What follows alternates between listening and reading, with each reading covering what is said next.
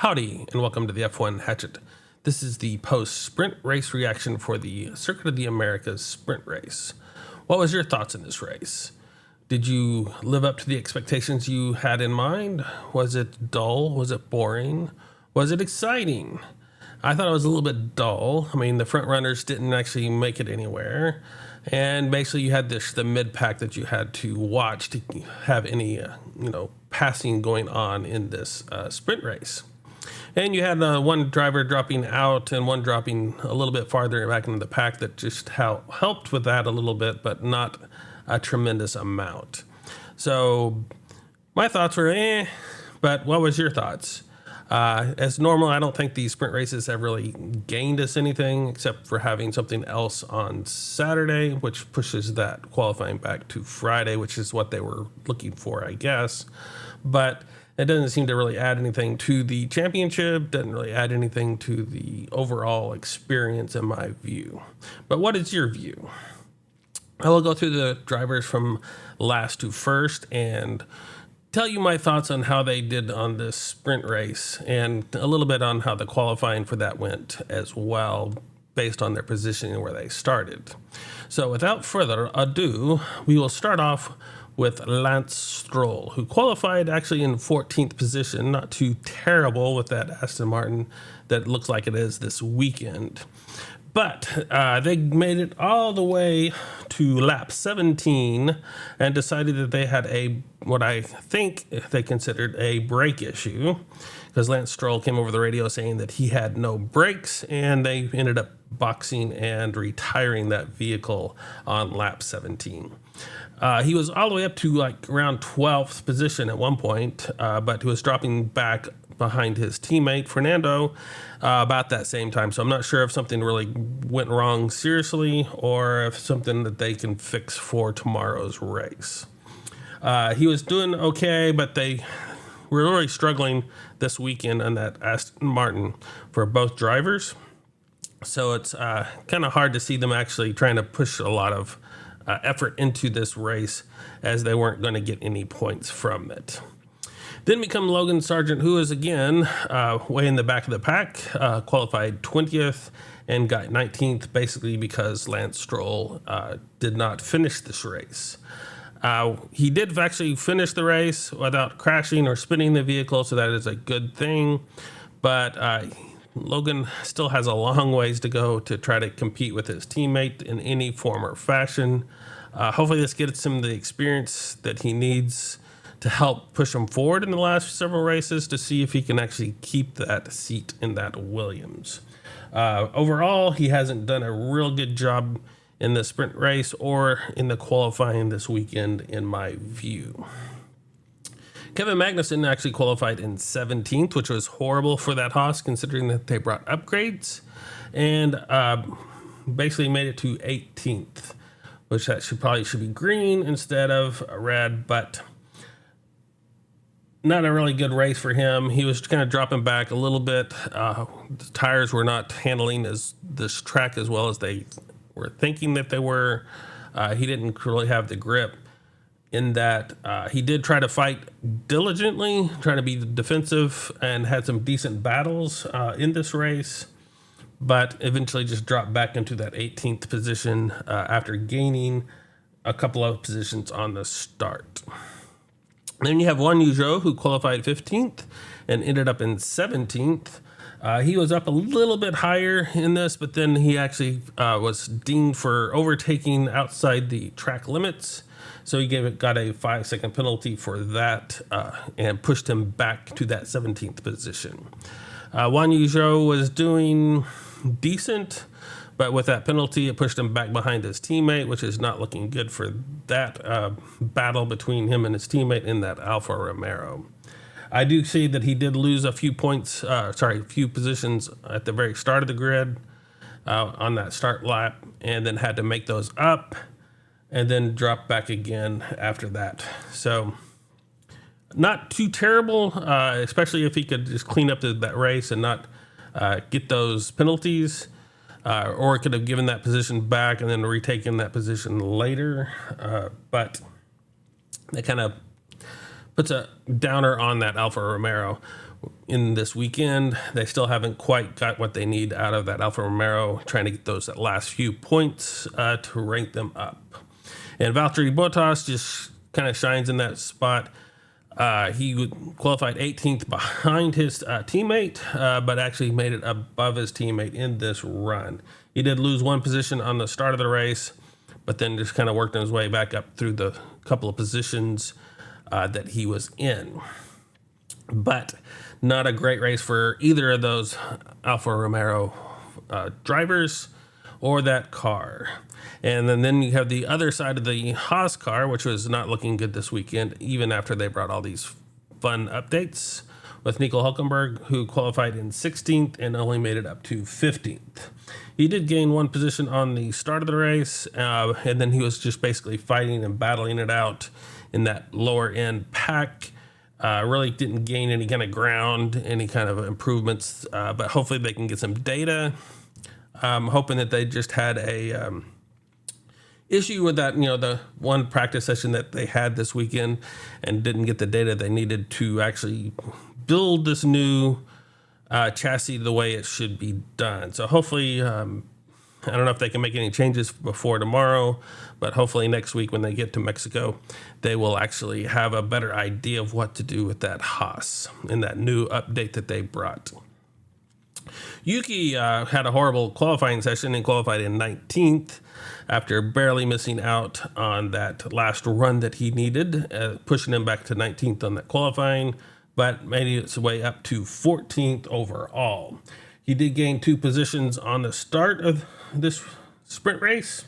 He had a good fight with K-Mag, and then also saying that he passed K-Mag on lap 10 for that 16th position. And then he kind of worked his way up through a couple of positions in the course with Lance Stroll dropping out. They gave him another position. So not a horrible weekend for Yuki, but not the great weekend that they were looking for. He is behind his teammate, Daniel Ricciardo, who came back this weekend, which is always good to see Daniel, but I do miss Liam Lawson in that AlphaTauri. But we'll see how he can compare to his Yuki in these last few races to see where he kind of lines up. Fernando Alonso in that other Aston Martin wasn't doing very good in this race. Really struggled with that setup and really struggled with that, just getting the most out of that car. We saw a lot of brake dust coming out from those chassis and that warm up, and that first practice session that they were barely got any really running on. He did lose a spot at the very beginning of the race, but he did pass K-Mag on lap 7 for that 14th position and was trying to fight up. So he was being the wily Fernando that we normally see, but ended up back one spot from where he qualified in that 13th position.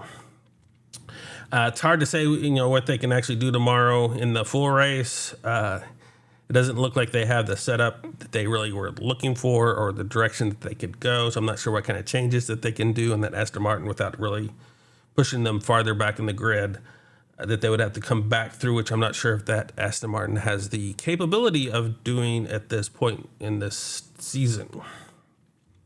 Then we have the return of Daniel Ricciardo, who qualified in 10th, which was really good to see him coming back and just getting into that 10th position. Then dropping back to 12th overall. He did lose 2 spots at the start of the race, so he didn't have that great of a start. And then just basically stayed in that kind of mid-pack where he was kind of sitting for the rest of this race. Couldn't really make any kind of headway on that AlphaTauri with all of those cars around him, but did a decent job and, of course, made it ahead of his teammate, which is always good to see. Can we see Daniel make it any farther up in the grid tomorrow? I'm not positive on that.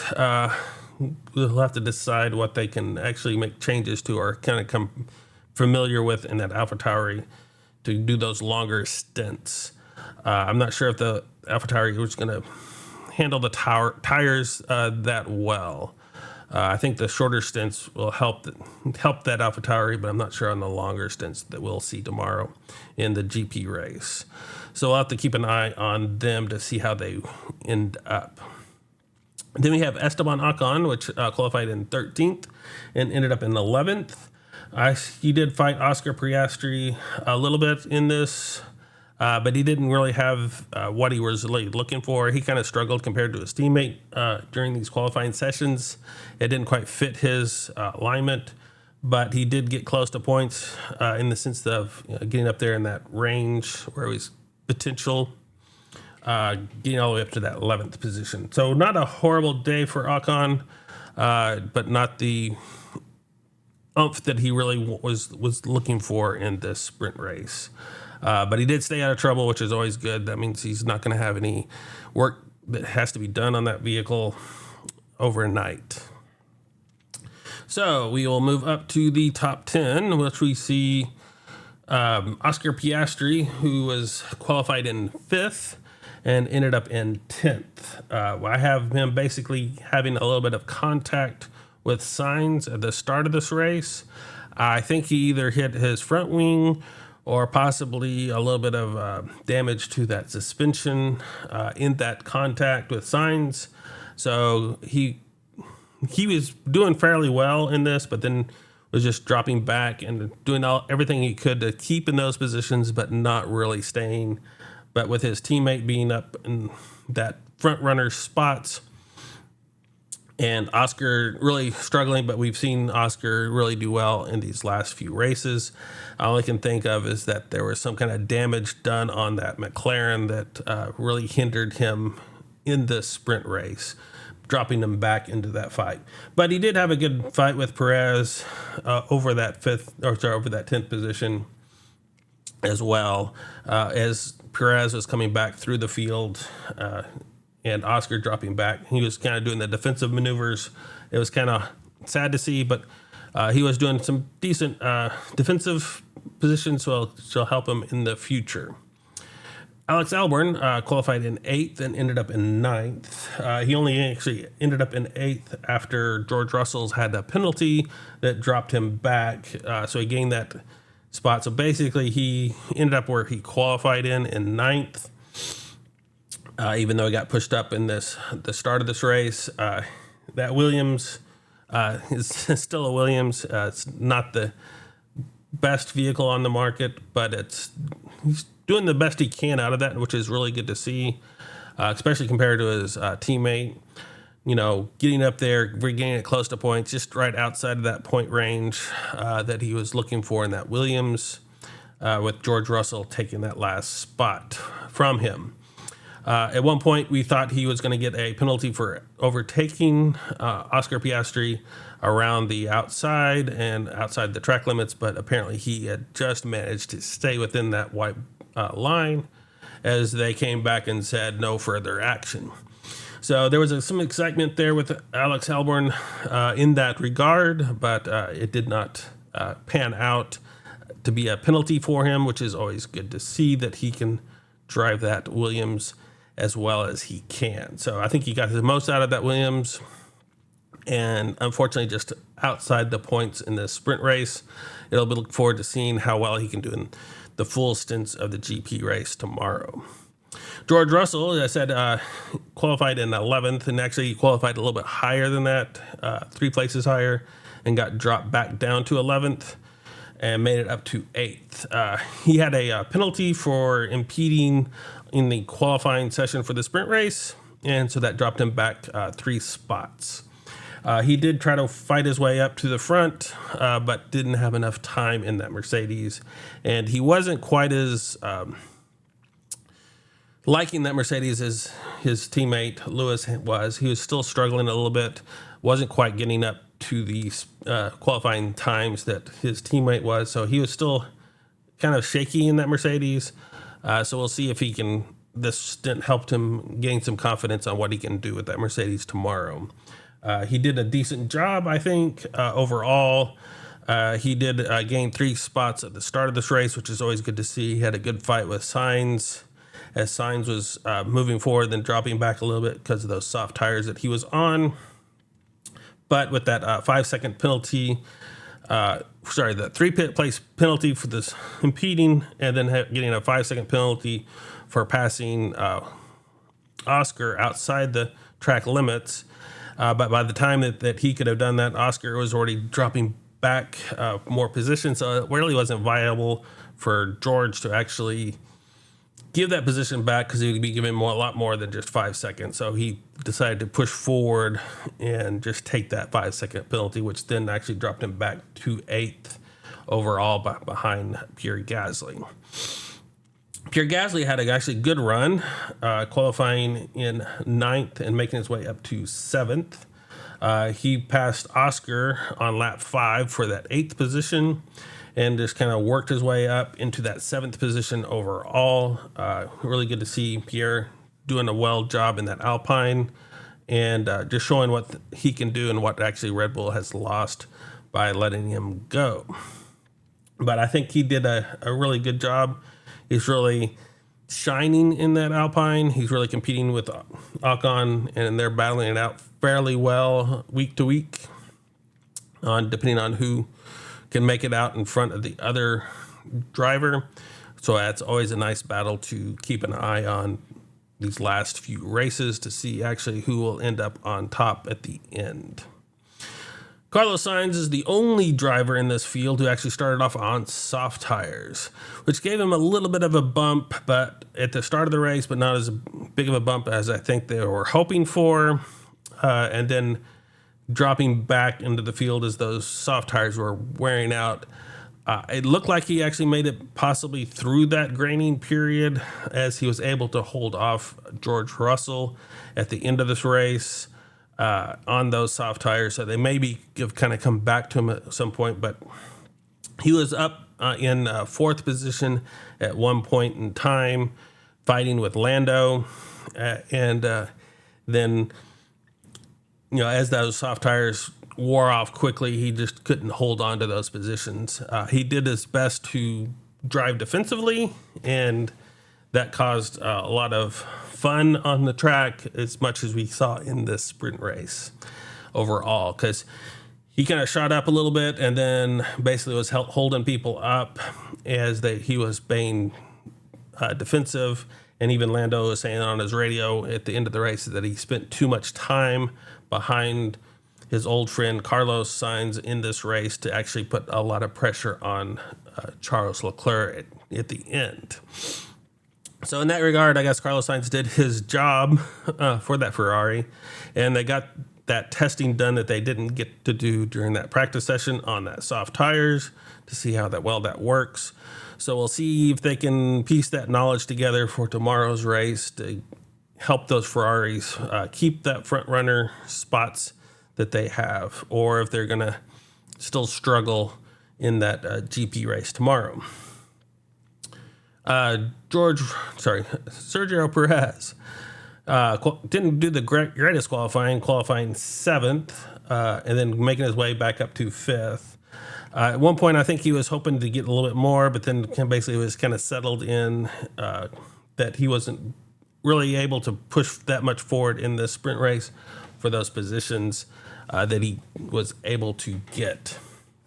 I do have him that basically he passed Oscar on lap 3 for 6th, and then passed Sainz on lap 11 for 5th. So he kind of worked his way up fairly decently in this sprint race. So it's a pretty good job helping him give that confidence back to Perez that he really needs to help him in his fight with his teammate Max Verstappen, and give him the confidence that he can really run in that Red Bull, so that he won't just have that head case and get replaced. I think he does a good job as that second driver, but it's really hard for him to compete with his teammate Max, who's just leaps and bounds ahead of most of the field. And so that puts a lot of pressure on him to do stuff that he makes those mistakes when he shouldn't have. So he puts too much pressure on himself to be closer to Max than he can be. So there's still that question of how much will Sergio Perez stay in that Red Bull over the next several years. I know that he's slotted for that for next year, so we'll see if he can maintain that throughout next season or not. Then we have Lando Norris, who's qualified in fourth and ended up in fourth. He did a decent job overall, I think.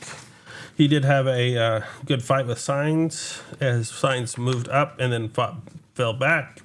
And then he passed Sainz on lap 10 for that fourth position and basically held that position for the rest of this sprint race. Not really getting anywhere to put a whole lot of pressure on Charles, but not falling back enough to be in the sights of Sainz in that regard of moving into that fourth position. So kind of out there in no man's land for him between those two drivers. Kind of had a boring race in that sense after he got past Sainz and then just held it there. Doing a good job in that McLaren, getting points. I know he's kind of frustrated. He thought he potentially could have gotten to that podium position if he could have made some better moves on his old friend Carlos earlier in this sprint race than he did. Charles Leclerc, I think he did an excellent job, even though he fell back to third on the first corner. He went for it for that first position against Max, going out to the inside, and then Max was having to come across the whole track, pushing Charles Leclerc almost off the track, going past that pit exit line and all the way over. I mean, it was a really kind of an interesting moment to see, as you know, it was just such a wide track at that point, and Max having to come so far over to defend that first position. And by doing so, he basically let Lewis Hamilton get the momentum he needed to pass Charles on that first corner.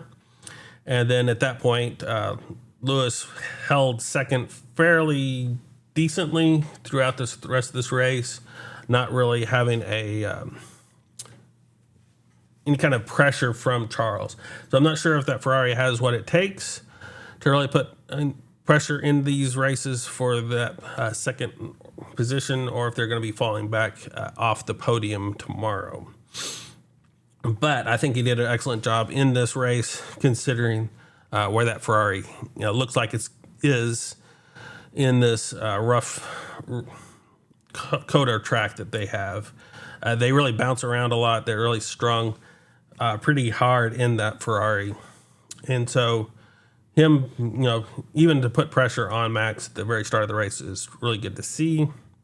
It's really nice. It just kind of opened the door for Lewis Hamilton to come through. And Lewis tried to keep up with Max a little bit, but Max is Max in that Red Bull, and was pretty much able to dictate the speed and where he was going in this race. And I think he did get the fastest lap. I have this driver of the day, which I forgot to take off. I'm sorry, as there was no driver of the day for the sprint race, as far as I'm aware. So Max Verstappen was leading Hamilton for about a half a second, probably maybe 0.6 of a second on lap 5, was at 2.8 seconds at lap 10, at 4.89 seconds at lap 15, and then at the end of the sprint race, he was 9.4 seconds ahead of Hamilton. So you can see how easily Max just was able to maintain that pace and just judge it so that he broke that DRS train, the DRS load that Lewis Hamilton was on behind him, trying to push him forward into that, keeping up with him in this sprint race. So Max had it easily in hand, and even in this sprint interview, basically was saying it's going to be interesting tomorrow, as he's having to come back from 6th on the grid. But I believe that he can probably pass those 6 cars easily. It may take him a few laps, but I think he's going to be able to get out in front and win the race tomorrow. What are your thoughts on that race? Or you think he's going to actually make it or not? I do not. So, what changed in the driver's standings? Not a whole lot. Max, of course, won the driver's championship in Qatar, and he had 3 in a row, and of course has now 441 points. What we see here basically is Lewis Hamilton gaining slightly on Sergio Perez for that second position.